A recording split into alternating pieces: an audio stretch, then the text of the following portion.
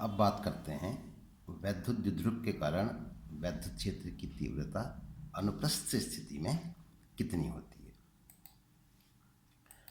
दो बिंदु आवेश प्लस क्यू माइनस क्यू से बना हुआ एक निकाय जिसे हम वैद्युत द्विध्रुव कह रहे हैं। वैद्युत द्विध्रुव के अक्ष अगर मध्य बिंदु से अक्ष को दो भागों में बांटें तो बाईं ओर L और दाहिनी ओर L दूरी प्राप्त होती है।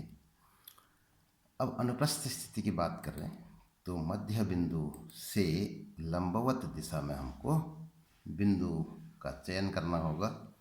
तो ए बी से हमने इस द्विध्रुव को व्यक्त किया है।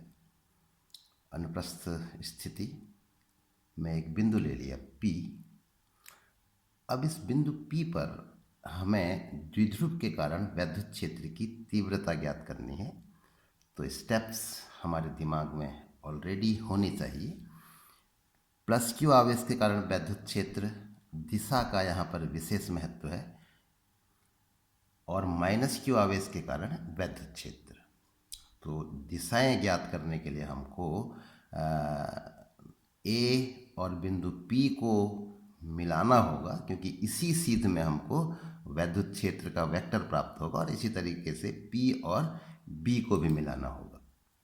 तो बिंदु P से जो कि R दूरी पर स्थित है और ये अनुप्रस्थ स्थिति की हम बात कर रहे हैं तो A और P को मिलाया और इसी तरीके से P और B को मिला लिया ताकि हम वैद्युत क्षेत्र के जो वेक्टर हैं उनकी दिशा का सही चयन कर पाएं।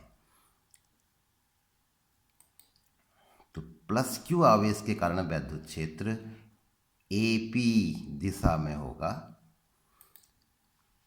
E प्लस इसको कह देते हैं, और ऋण क्यू आवेश के कारण वैद्युत क्षेत्र PB दिशा में होगा क्योंकि ऋण आवेश परीक्षण आवेश को धन परीक्षण आवेश को आकर्षित करेगा। तो इस तरीके से इसको E माइनस कह देते हैं। तो धन क्यू आवेश के कारण वैद्युत क्षेत्र और ऋण क्यू आवेश के कारण वैद्युत क्षेत्र ये सदिश हमने यहाँ पे व्यक्त कर दिए। अब इन दोनों का जो सदिश योग होगा वही द्विध्रुव के कारण वैद्युत क्षेत्र की तीव्रता को व्यक्त करेगा। तो E प्लस और E माइनस के जो परिमाण होंगे उनके सूत्र लिख लेते हैं। धन क्यू आवेश के कारण बिंदु P पर वैद्युत क्षेत्र की तीव्रता का परिमाण E प्लस इसको अगर कहें तो 1/4πε0 Q अपॉन बिंदु आवेश से परीक्षण आवेश की दूरी AP, तो AP का वर्ग। इसी तरीके से E माइनस 1/4πε0 Q बटा BP का स्क्वायर, BP का स्क्वायर। तो जो R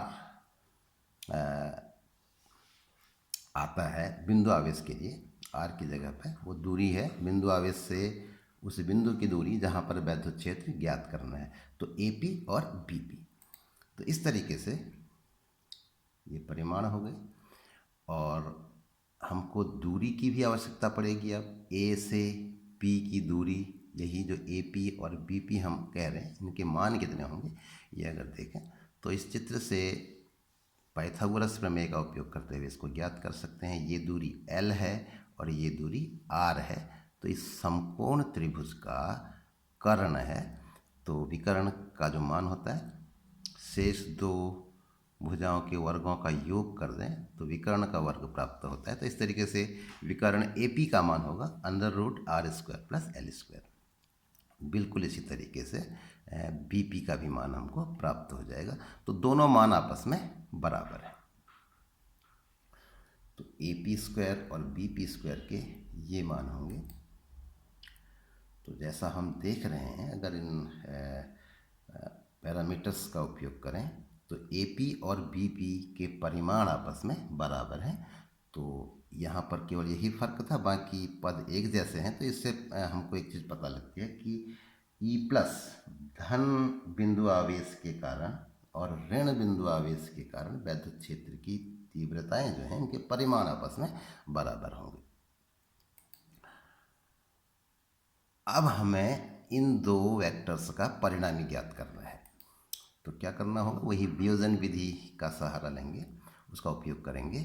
तो एक दिशा हम ले लेते हैं वैद्युत द्विध्रुव की अक्ष के समांतर। तो ये जो दिशा हमने ली है वैद्युत अक्ष के समांतर लिए, और दूसरी दिशा अक्ष के लंबवत है। जो ऑलरेडी हमने अनुप्रस्थ स्थिति कहा था वो लंबवत दिशा ही होती है। तो इस तरीके से इन वेक्टर्स को अक्ष के समांतर और लंबवत दिशाओं में वियोजित कर देते हैं। ई प्लस को अगर वियोजित करना हो तो इस वेक्टर के हेड से दोनों दिशाओं में लंब डाल देंगे। तो जहाँ तक ये पहुँच रहे हैं ये जो है वियोजित भागों को प्रदर्शित करेंगे।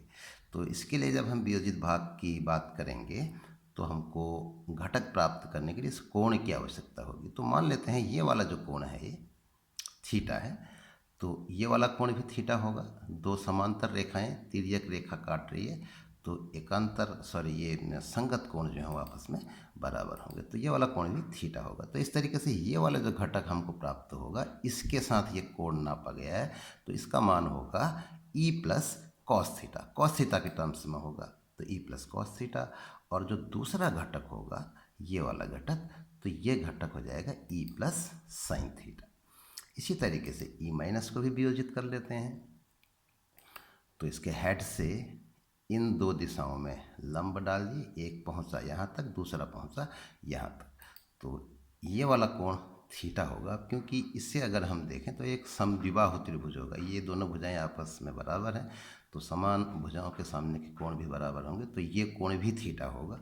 दो समांतर रेखाएं इसको एक तिर्यक रेखा काट रही है, तो एकांतर कोण आपस में बराबर होंगे, तो ये वाला कोण भी थीटा होगा।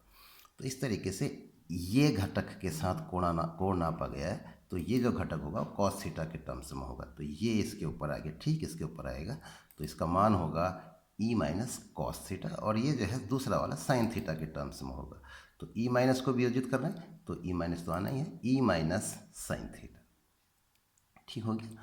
अब हमने इन दो वेक्टर्स को वियोजित कर दिया है, इनके स्थान पर ये दो आ गए, तो ये वेक्टरों का अस्तित्व समाप्त हो जाएगा।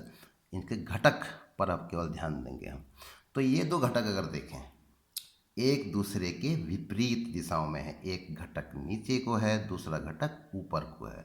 तो जैसा हमने यहाँ पर दिखाया है कि ई प्लस और ई माइनस आपस में बराबर हैं, तो ई प्लस और ई माइनस साइन थीटा यहाँ भी है, साइन थीटा यहाँ भी है, तो इन वेक्टर्स के परिमाण भी आपस में बराबर हैं।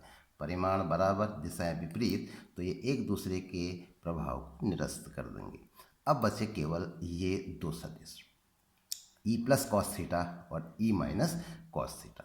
तो इस तरीके से जो वैद्युत क्षेत्र द्विध्रुव के कारण वैद्युत क्षेत्र होगा ये बच गया। तो हमें प्राप्त होगा वेक्टर ई द्विध्रुव के कारण वैद्युत क्षेत्र ई प्लस और ई माइनस के सदिश योग के बराबर होगा।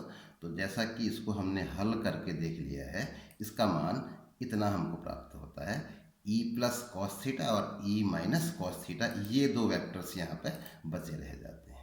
अब क्योंकि ये दोनों वेक्टर एक ही सीध में हैं और एक ही दिशा में भी हैं, तो जो परिणामी हमको प्राप्त होगा उसका जो परिमाण होगा वो इन दोनों सदिशों के परिमाणों के योग के बराबर होगा। तो दोनों जुड़ जाएंगे, तो e plus cos theta plus e minus cos theta, और दोनों बराबर हैं। ई प्लस और ई माइनस आपस में बराबर है, कॉस थीटा यहाँ भी है, कॉस थीटा यहाँ भी है, तो दोनों वेक्टर आपस में बराबर है।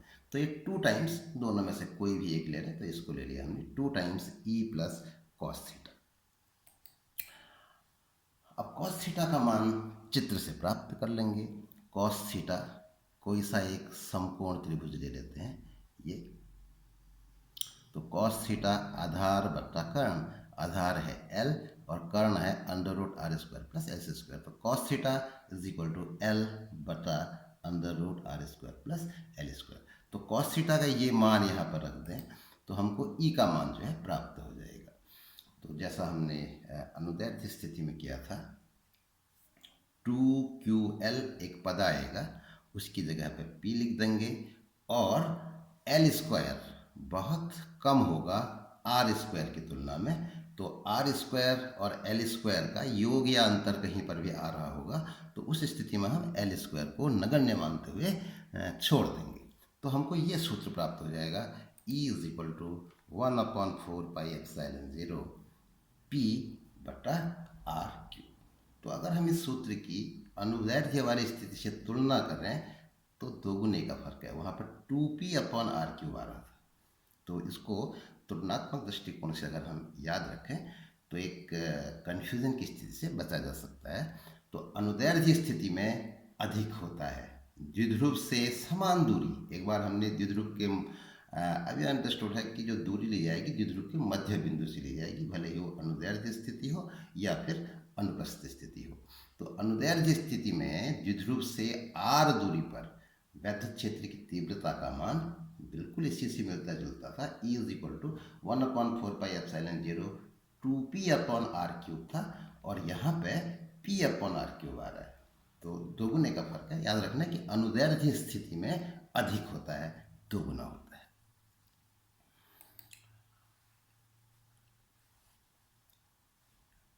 अब अगर हम एक जनरल स्थिति का, एक सामान्य स्थिति जो ना तो अनुदैर्ध्य स्थिति है और ना फिर अनुप्रस्थ स्थिति है, इसका अगर जिक्र करें तो इसको भी ज्ञात किया जा सकता है। अब ये वीडियो थोड़ा बड़ा हो जाएगा, इसलिए इसको हम अगले वीडियो में देखेंगे।